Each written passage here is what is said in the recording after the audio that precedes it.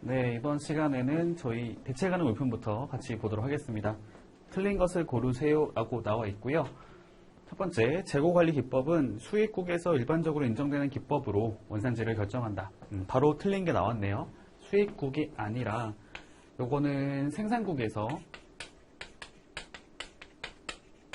인정되는 형태로 들어가는 거죠. 그쵸? 이게 지금 처음에 물건을 만들 때 일반적으로 인정되는 기법.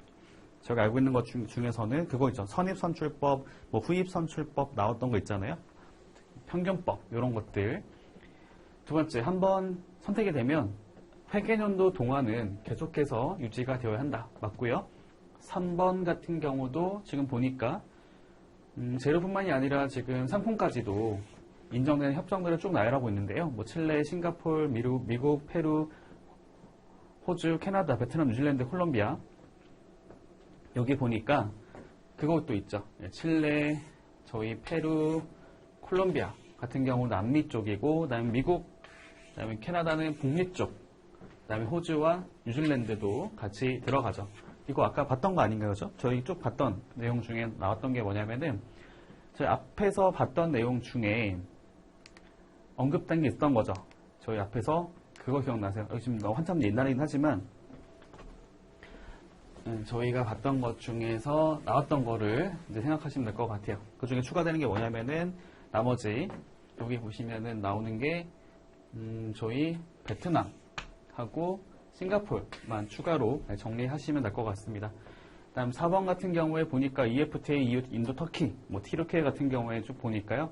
여기 나와 있는 것처럼 특정 참조 기간 동안 재료가 물리적으로 구분되었을 경우보다 더 많은 제품이 지위를 부여받지 아니하도록 보장할 수 있어야 한다라는 규정도 두고 있다까지 챙겨와 주시고요. 이건 자주 나오는 문제는 아니기 때문에 이 정도로 간단하게 정리를 하고 가면은 될 것 같습니다. 넘어갈게요. 그 다음에 쭉 보니까 그거네요. 예비 타이어 차량용 잭, 차량 매뉴얼, 요거는 그거죠. 부속품, 예비 부분품, 그리고 공구에 대해서 얘기를 하고 있습니다. 이거 같은 경우에도 저희가 그게 있거든요. 저희가 건설 배정관 통칙에 가서 보면은 이렇게 지금 본체와 함께 제시되는 물품 같은 경우는 이게 통상적인 수량, 그러니까 함께 제시되고 그대로 판매가 되고 그 다음에 이것이 함께 판매되는 통상적으로 인정되는 수량을 넘지 않았을 때는 그때는 본체와 함께 분류한다라고 나온 게 있어서 세 번 변경 기준은 고려하지 않는 거고요. 다만 부가가치 기준을 판정하게 됐을 때 요 나와 있는 것처럼 구분해서 계산하는 것들이 나오는 것이 있던 거죠. 그러니까 그게 아니라 그 일반적인 것들이고 그거 말고 이제 다 상관없이 다 원산지로 보는 협정들이 일부가 있는데 그 중에서 캐나다가 들어가는 것이 있습니다. 요게 그거거든요. 아세안, 캐나다, 베트남 이렇게 세 가지로 구성이 되어 있어요. 사실 그런 게 있습니다. 제가 이제 업무를 하다 보면은 베트남 쪽에서 물건을 수입하거나 베트남 쪽으로 수출하는 경우가 좀 많단 말이에요. 그럼 베트남 같은 경우는 기본적으로 아세안하고 베트남이라고 하는 협정을 적용하는 것들이 가능하죠. 아세안하고 한국 같은 경우에 쭉 나오는 게 뭐냐면 AK폼이라 불러요. 원산 증명서를 아세안, 코리아. 베트남 같은 경우는 VK죠. 자, 그러면 K잖아요. AK. 그 다음에 베트남, VK죠.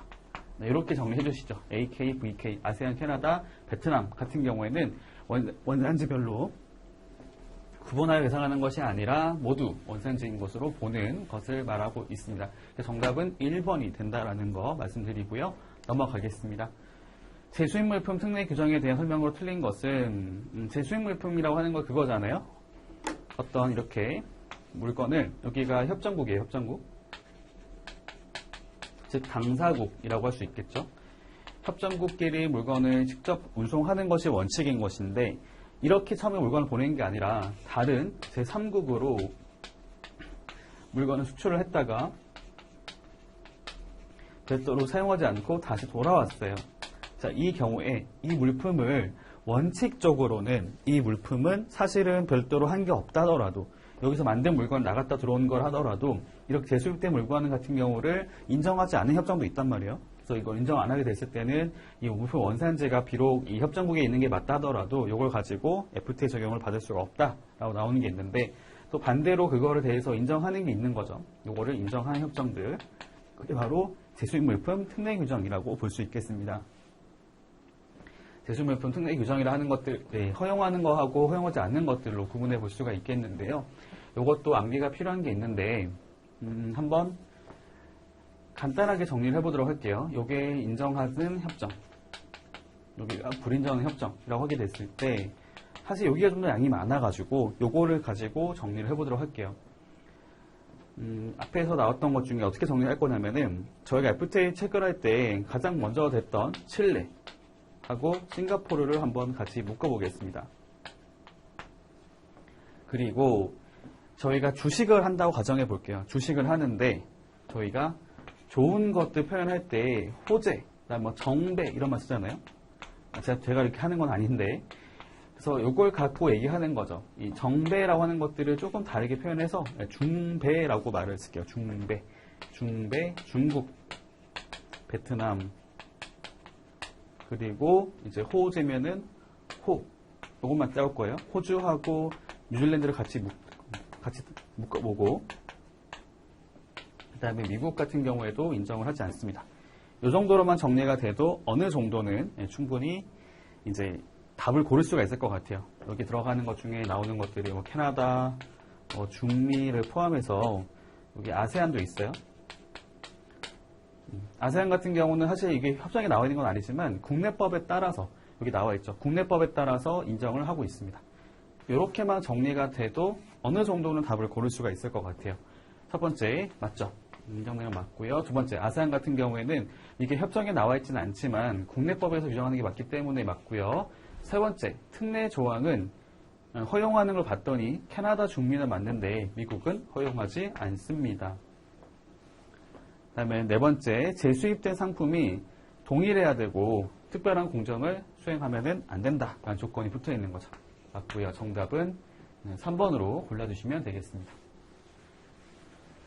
사실 이런 것들은 그냥 다 암기죠. 암기가 되어 있으면 답을 쉽게 고를 수가 있겠고, 그렇지 않았을 때는 답을 좀 고르기 어려운 형태라고 볼 수 있겠네요.